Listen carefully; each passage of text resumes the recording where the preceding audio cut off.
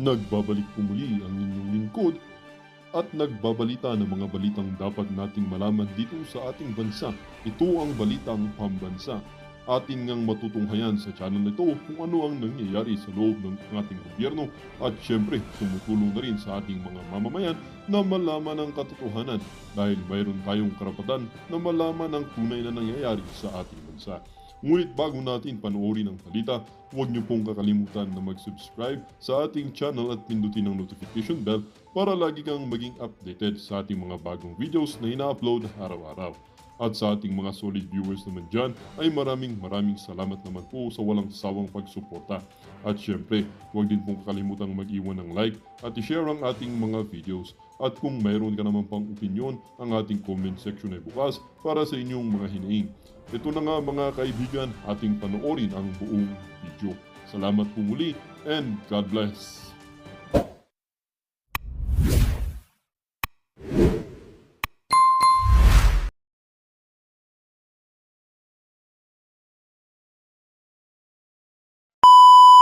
Ah, Kami po ay nandito para ipaalam sa buong bayan na maghahain po kami ng criminal case against Martin Romualdez. Sa kadahilanan po na siya po ay may ginawang krimen dito sa budget ng 2025. Malaking halaga po yung ipinasok nila na hindi po inaprubahan ng Kongreso. Hindi po ito ang napagkasunduan sa Bicameral Committee at nagulat na lang kaming lahat nung makita namin kung bakit yung pong in-email sa amin na Bicam report, may mga blanco po rito. Ngunit, nung pinirmahan ng presidente, kumpleto na. At nung tinignan namin kung magkano yung ipinasok nila na halaga, ito po ay nagkatotal ng 241 billion. Ngayon po, ewan ko kung matatawag natin na typographical error yan o grammatical error. Napakalaki po ng halaga, 241 billion. Wala pong ganung halaga ang inaprubahan ng Bicam. At hindi po rin yun ang inaprubahan sa plenaryo. Bakit po nagkaroon ng ganung halaga doon sa General Appropriations Act, GAA? Kanya po, ako bilang isang nakaupong congressman, kinakailangan ding ipakita ko sa taong bayan na kung merong mali, siguro kailangan din natin panagutin kung sino yung may gawa ng krimen. At dito, dahil po ilang araw na kaming nag-request ng kopya ng enrolled bill, hanggang ngayon po tinatago nila sa amin yan. Hindi po nire-release ang enrolled bill ng House of Representatives. Ako nagpapasalamat sa lahat na kayo po ay nandito ngayon at upang malaman po, tulungan nyo kami para malaman ng sambayanan kung ano pong mga kalukuhan ang ginagawa dyan sa Kongreso. Okay. Okay. Baka may viewers ka, Atty. Raul Lambino. Viewers. Well, tama po yung sinabi ni former Speaker Bebot Alvarez, no? Kasi maliwanag naman na dapat yung Bicameral Conference Committee report ay i-approve yan ng House at i-approve din yan ng Senate. Maraming blanco doon sa lumabas na mga dokumento. So, may narinig ako na statement, hindi ako nagkakamali, ay galing kay Congresswoman Kimbo. Ang nagsabi na yung technical working group ang gumawa na ng tinatawag nilang insertion based on kung ano raw yung napag-usapan doon sa bicameral conference. Ang tanong, meron bang records of proceedings doon sa Bicam? Wala eh. Meron bang journal of proceedings? Wala silang maipakita. So dito siguro ay kailangang maimbestigahang mabuti itong mga members ng technical working group. Technical working group sa Senado, technical working group sa Kongreso, at sino-sino itong mga membro ng technical working group. At mag-execute sila ng kanilang affidavit kung talaga nga bang meron silang ginawang insertion dito o ano pa man para ma-fill in the blanks yung enrolled bill bago ipinadala sa Malacanang. Yun lamang po yung gusto kong maliwanagan dito. Dahil ay statement ang galing yan sa balita na napakinggan ko at nabasa ko na statement allegedly ni Congresswoman Kimbo na yung technical working group ay pinunuan itong mga blanco na nandito sa mga dokumentong lumabas na mga BICAM report na may pirma naman yung mga members ng BICAM committee sa House at saka sa Senate. Sa tinagal-tagal ko ring staff, Speaker Bebot, dyan sa Kongreso magmula 87 hanggang sa Senado, ito lamang yung kauna-unahang pagkakataon. For many years na naging staff ako diyan sa Kongreso at pati diyan sa Senado na nagkaroon ng bicameral conference committee na blanco na pirmado ng mga membro ng BICAM. At kung ito rin ay sinabit nila doon sa plenary session para i-approvean nila, asan nga yung enrolled bill? Sabi nga ni Speaker Bibot, wala pa hanggang ngayon. Sa akin, yun ang aking pinagdududa na bakit nagkaroon ng ganon ng mga insertions. Sila po. Attorney Bertie, bago natin umpisa ng Q&A. Okay na? Boss, sino na magtatanong? Carlo Mateo ng DCWD.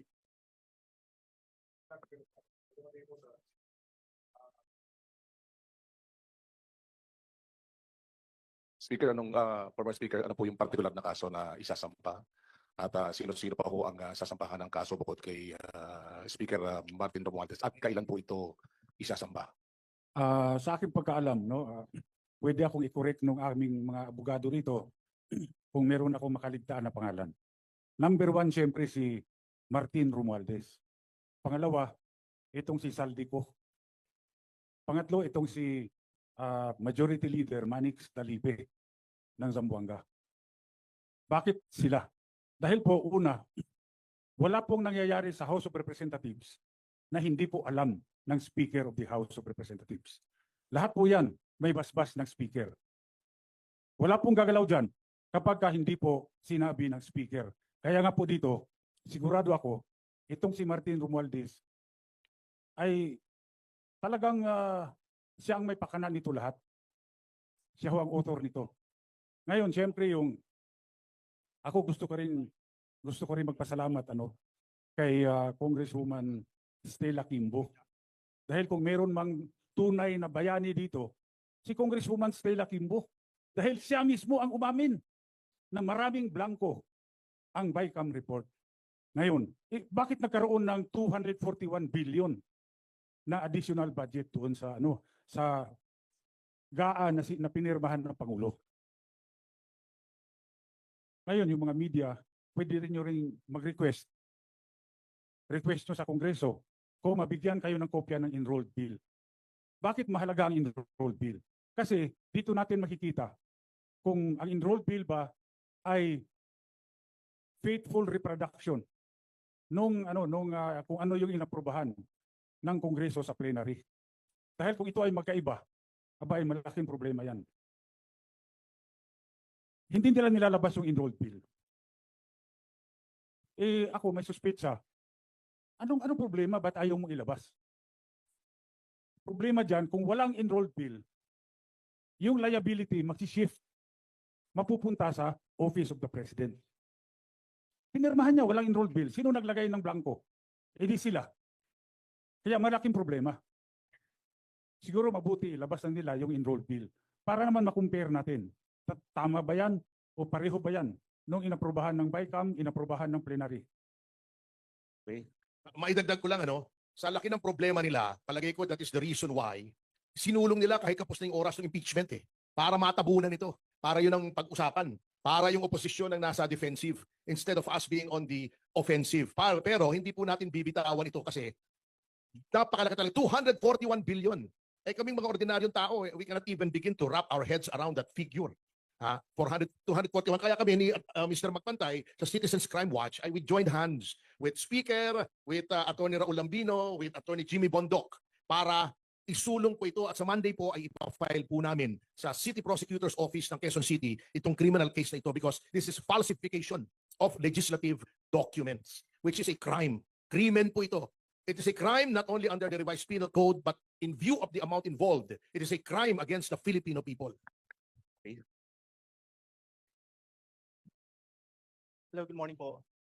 Noel po ng PTV News. Attorney Topacio, clarify ko lang kailan niya ipapasa yung pag-file, anong date? Sa Lunes po, itong darating na Lunes, February 10. Kung hindi ako nagkakamali, ako ay tama. Kong Alvarez, you have mentioned earlier that yung mga blank was filled out by the TWG of House of Representative and Senate. So do you have the names as well, sir? I-include mo rin ba sila sa pag-file? Mapapasama yan sila siguro sa Jando. For soundbite lang po, sir, pag-explain further yung dyan. Ito po yung mga hindi natin pinapangalanan ngayon, no, sa complaint. Pero later on, lalabas din yung mga pangalan nila. One more question na lang po for Attorney Bondok and Congressman Bebot. Na-mention po kanina ni Attorney Topacio na kaya may nadali yung impeachment para matabunan ang issues.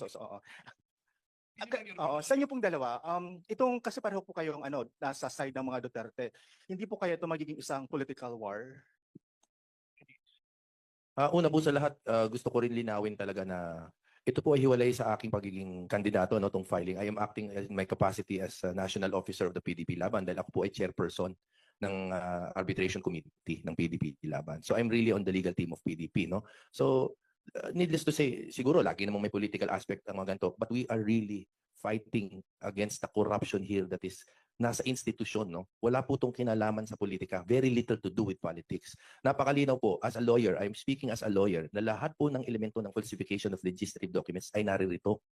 Dahil yung GAA po, ang problema natin dito is napaka-technical. Kaya hindi po nakikita ng taong bayan yung paglilimas ng kaban natin. Ang trabaho namin dito in filing the case ay para bigyan ng ilaw, no, ng liwanag kung ano ba yung specific mechanism ng korupsyon at kung paano nililimas. Kasi lahat tayo ginagamit yan no, yung terms na nililimas ang kaban ng bayan. Paano? Ito po sinasabi namin kung paano ginagawa. And now, sabi nila matagal nang nangyayari yan.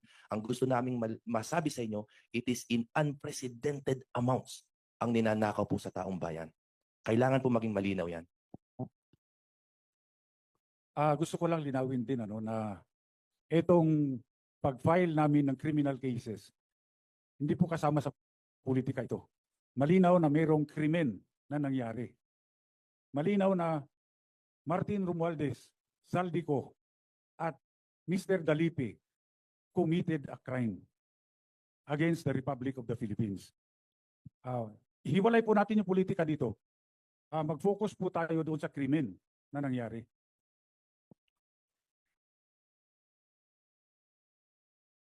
Follow up question si Carlo Mateo, DCWB.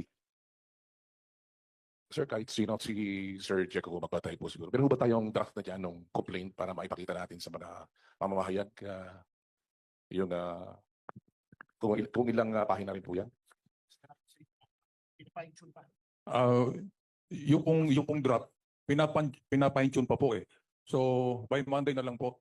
But gusto ko lang po linawin bakit kasali po dito yung Citizens Crime Watch. Wala po kaming pakialam sa politika. Kung sa tingin po ninyo sumasali tayo sa pamumulitika, hindi po. Pagkat tinignan ko po yung draft ng complaint, kinakailangan po talagang bumoses tayo pagkat pinaglalaban po natin dito ay yung karapatan po ng mamamayang Pilipino.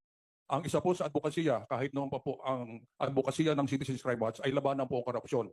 Siguro naman, lahat tayo kumbinsido na yung mga nadidinig, nakikita natin, nababasa natin, talagang talamak po ang korupsyon sa ngayon. At hindi po tayo kinakailangang manahimik, kinakailangan po hindi lang tayo bumoses at sumali po tayo sa mga hakbang na mahabol po natin kung sino man ang mga sangkot dito po sa ganitong anomalya. Tinitingnan ko po yung niratify na BICAM report. Napakalaki po ng pondo na napunta sa NIA. Kami po sa Bicol Region, tinignan namin yung mga projects ng irrigation ng NIA. Sa laki po ng pondong ibinigay po ng ating gobyerno, napakarami po mga palpak na mga proyekto, lalo na po yung mga irrigation. At marami pang pondong inilalagay nila. Pagkat tayo hindi natin nasisilip yung anomalya dito pagkat nasa kabukiran po yung project nila. Pero karamihan ng kanilang mga proyekto ay palpak at hindi po gumagana ang karamihan sa mga proyekto nila. Kaya kami po sa Citizens Crime Watch, lahat pong mga hakbang na naglalayong malabanan po ang korupsyon, kami po ay palaging naandyan. Idagdag ko lang baka sabihin nyo, Citizens Crime Watch was organized para lang labanan ang Marcos government. 1992 pa po ay buhay na ang Citizens Crime Watch. 1992, ang founder namin ay yung yumaong si Jose Malvar Villegas, Attorney Jose Malvar Villegas. We are SEC registered, we have been accredited as a COMELEC watchdog in so many elections, at just to prove to you how non-partisan we are. While we were the ones who sued Garin, Congresswoman Garin, for the Dingbaxia scandal, 3.5 billion lang ngayon, lang because kung kukumpara rito, that's peanuts. Ngayon na ngayon ay nasa Sandigang Bayan. Dinimanda rin po namin si Commissioner Guanzon for graft na ngayon ay nasa RTC Bulacan na. Lahat po yan ay may probable cause. Even during the time of Duterte, dinimanda po namin si Secretary Ramon Lopez for allegedly allowing large-scale tax evasion by Hyundai Motor Corporation. So kahit sino po, kahit under any administration, kung may nakikita kaming anomalya, dinidimanda po ng Citizens Crime Watch. Wala po kami tinitingnan kung sino, tao ni Duterte, tao ni Noynoy, tao ni Marcos. Kung may nakikita kaming mali, ay dinidimanda po namin. And modesty aside, maganda naman po ang aming batting average sa Office of the Ombudsman at sa Piskalya. Thank you po. Okay. Question po for Mr. Magpantay. Okay. I'm just Ignacio po from Abante Radyo po. Sir, tanong ko lang po, gaano po ka-importante na ang Citizens Crime Watch po ang magsampa ng kaso at bakit hindi na lang po individual? Ang pagsasama po kasi ng kaso hindi po madali. Kinakailangan po natin kumuha po ng kakampi dito. Pero nabanggit naman po ni Speaker Alvarez kanina na ito po ay walang relasyon sa pagiging kandidato nila. At kami naman, kung sino makakatulong sa pagsasampa ng kaso, nilalapitan po namin. Pagkat sa dami na po ang napakahirap po kasi yung maghanap ka ng dokumento. Just imagine yung kukuha ka ng dokumento sa isang ahensya, malamang sa hindi ka bibigyan nila. So pag ganitong mga sitwasyon po, siguro mas maganda kung hindi lang sila, kundi tayo lahat. Tayong mga mamamayan, tayo po ang bumoses, tayo ang gumawa ng paraan kung paano po natin masasampa ng kaso. Itong mga tao na nasa gobyerno, nasasangkot po sa ganitong mga problema, sa ganitong mga anomalya. Okay. May katanungan from DWIC. Sa mga kagalang-galang nating nasa harapan sa pamumuno ni Congressman Alvarez, dati nating Speaker, sa inyo pong lahat, ako po si Rene Alonso ng Usapang Pangkapayapaan, Usapang Pangkaunlaran ng DWIC.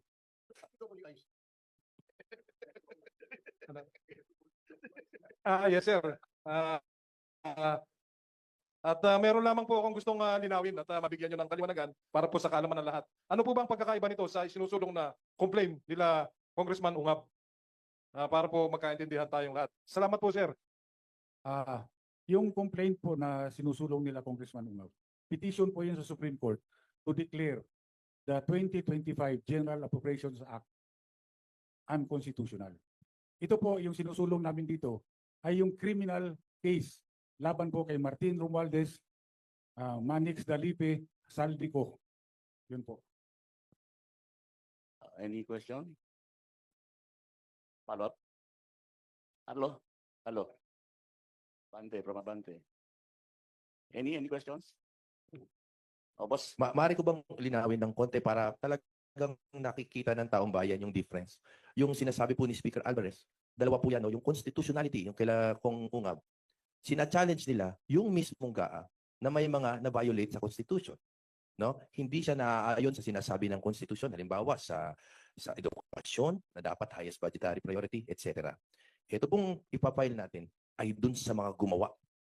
Criminal punto na action dahil nag-falsify sila ng dokumento, pinolsify nila yung BICAM report. Kaya po hiwalay siya na issue. Kailangan malinaw po yan sa taong bayan. One more question from me. Para kay Kong Alvarez, kung mayroon po bang mga congressman din na nag-express to support this filing of case? To be honest about it, sa ngayon, wala pa. Kasi dahil malaki rin yung mawawala. Wala ng AKAP. So, walang gustong sumama talaga. Parang Lone Ranger to.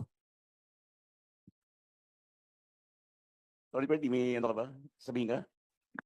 Dadagdagan ko lang, maaring mag-isa siya, pero as history has taught us, time and again, one man can make a difference. May papag tayong mga katanungan, mga kaibigan, kapatid? Meron ba? Sa palagay niyo po mga sir, paano po kayo matutulungan ng sambayanang Pilipino sa labang ito dahil ito ay para sa lahat, hindi para sa kukunting grupo lamang? Well, una-una, i-clarify ko rin lang, dahil si Ferdy at ako, Pareho kaming abogado ng Citizens Crime Watch noon pa nung nandiyan pa si Dante, buhay pa si Dante Jimenez. Ito sana si Ferdy yung kandidatong senador ng PDP. At sa totoo lang, dahil sa Davao, ando doon si Speaker Alvarez na siyang pinuno ng reforma. Ninominate ko siya na kandidatong senador for PDP. Pinasumpa ako sa PDP. Pero nabaliktad, sabi niya sa akin, partner, hindi ko maiwanan yung legal profession ko at sa Citizens Crime Watch.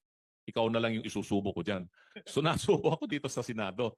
Tapos tinawagan ako kagabi, tulungan mo naman kami ritong maipaliwanag itong isasampang kaso ng Citizens Crime Watch against yung mga leaders of Congress sa falsification na ginawa nila. So ito, nandito ako ngayon.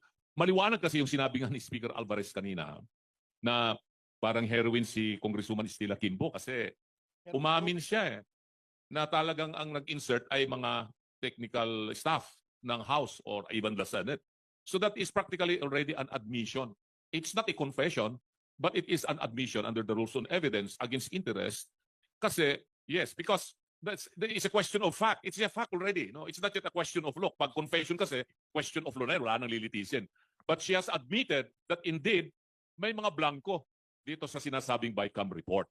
So yun ay maliwanag na malaking basihan ito para umusat itong kaso na sinabi nga ni Attorney Bondoc, falsification of legislative documents. At iyan ay nandoon sa ating revised penal code yan. There may be other cases later on that would still come up. Depende na po yan sa makakalap ng mga ebidensya kasi katulad ng sinabi ni Speaker Bebot, ay wala pang binibigyan na kopya ng enrolled bill na GAA.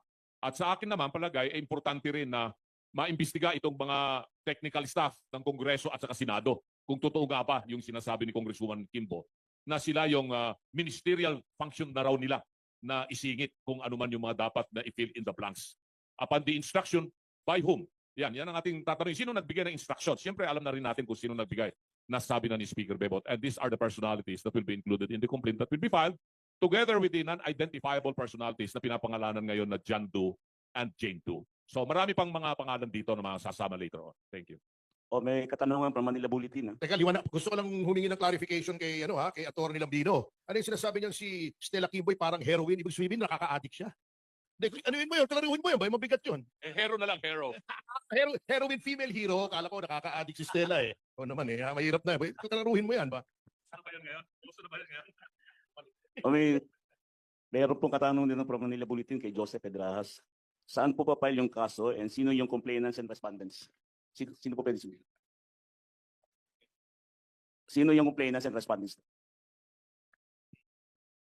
Ang kasama po ng Citizens Crime Watch dito si Attorney Jimmy Bondoc at si Speaker Alvarez. Citizens Crime Watch po yung pinaka-complainant. Okay. Sa Quezon City, no? Quezon City. Sa Quezon City Prosecutor's Office po. Bukas po yan, Monday 10:30 ng umaga.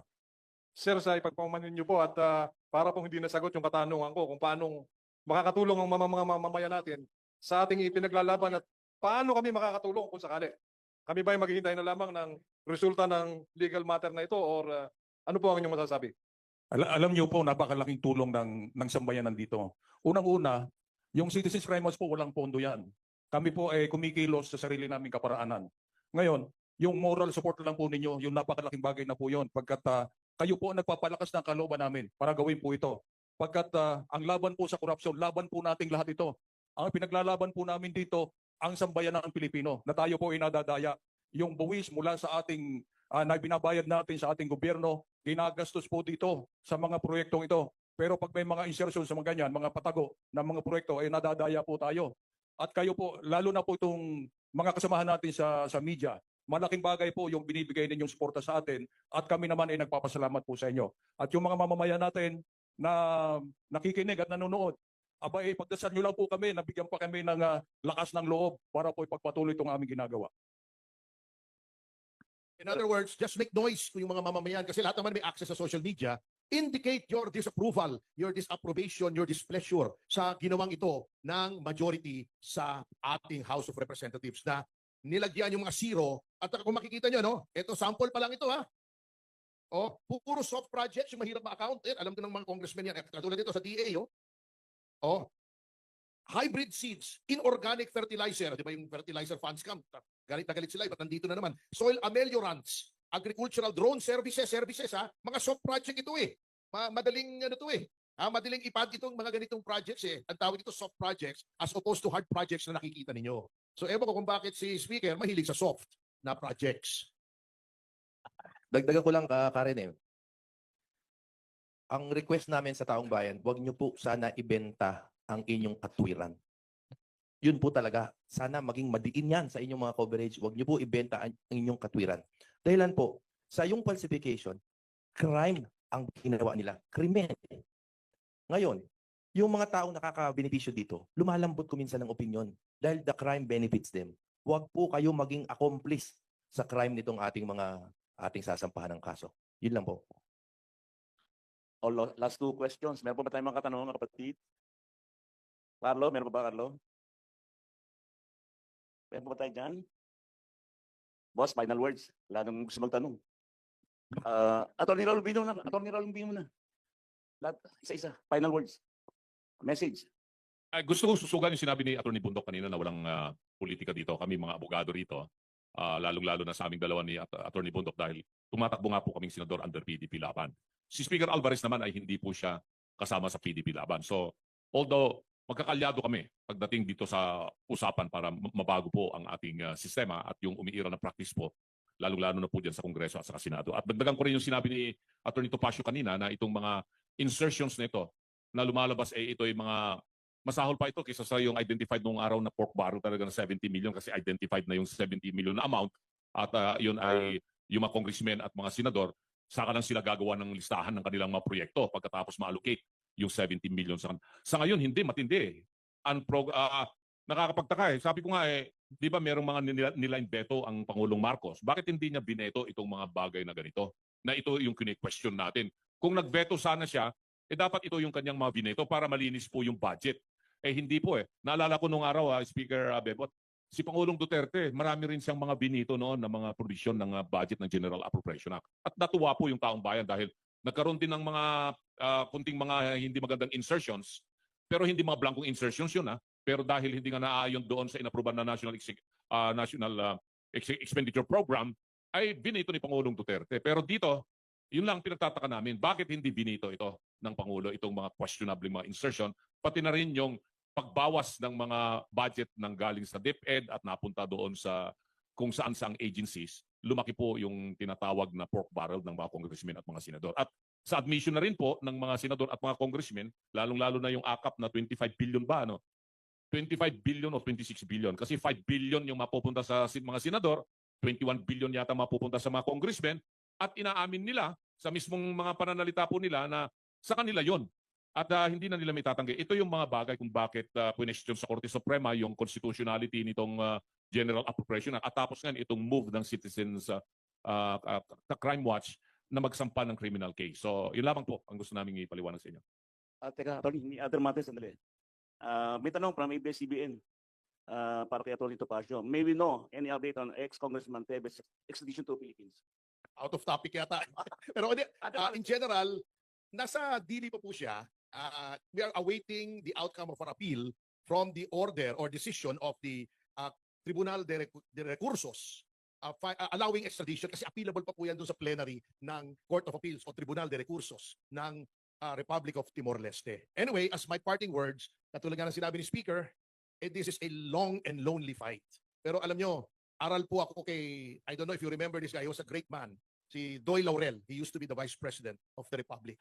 At nilalabanan niyo noon si Cory Aquino on matters of principle. At ang favorite book niya is The Man from La Mancha. Alam niyo naman si Don Quixote, Jousting at Windmills. At lagi niyang tinuturo yung passage doon na kinagagalitan si Don Quixote. Oo.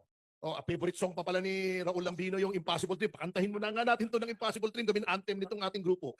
To dream the impossible dream, to fight the unbeatable foe. To run where the brave dare not go. Di ba? To right the unrightable wrong. Anyway, may passage doon, kinakagalitan si Don Quixote ng mga kaibigan niya. Sabi niya, why do you keep jousting at windmills? You know, if you joust at windmills, di ba umiikot yung windmill? It can throw you down into the mud. Sabi ni Don Quixote, yes, but sometimes it will lift you up to the stars. So yun ang aming paniniwala rito. Baka naman hindi sa mud, pag ikot niya, ipatalsing kaming pataas. Salamat po. Parting words, Speaker. Sorry. Congressman Bebot. Siguro huli na po si Speaker, no? Ano tayo? Ang akin pong parting words ay simple. Dumikit po tayo sa katwiran. Nananawagan po kami na lahat po ng makakarinig nito mula ngayon, lahat po kayo ay makakarinig ng pagbabaluktot ng issue, mga kung ano-anong distraction, no?